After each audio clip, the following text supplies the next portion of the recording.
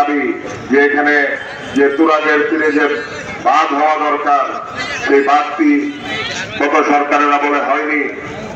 তো ইনশাল্লাহ যদি বিএনপি রাষ্ট্র পরিচালনার দায়িত্বে আসে, আপনারা যদি আমাকে নির্বাচিত করে এমপি করে সংসদে পাঠাইতে পারেন, এই ব্যাপারে আমি ব্যবস্থা নিব।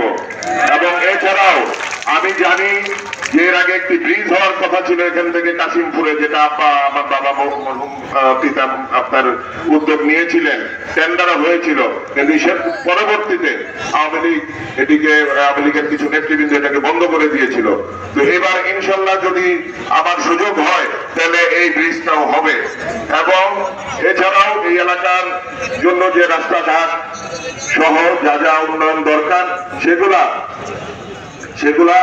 ইনশাল্লাহ আপনারা যদি ভোট দেন, সংসদে পাঠাইতে পারলেন আমি করবো। আমি ব্যক্তি রঙী হিসেবে আমি কিছু সহায়তা করতে পারি, কিন্তু সরকারের ক্ষমতা অনেক। যখন সরকারে থাকবো তখন মানুষের জন্য কাজ করতে পারবো। তো আশা করি সেই সুযোগটি আপনারা আমাকে দিবেন। আপনারা দুই হাত তুলে আশ্বস্ত করেন যে এইখানে এটা এমনি তো ধানের শীষের ঘাঁটি ছিল, অধ্যাপকের মান্নান সাহেবের ঘাঁটি ছিল, এবারও যেন ধানের শীষ সর্বোচ্চ ভোটে বিজয়ী হয়, সেই লক্ষ্যে আপনারা সকলে প্রয়াস করবেন। সকলকে ধন্যবাদ জানাচ্ছি। আসসালামু আলাইকুম।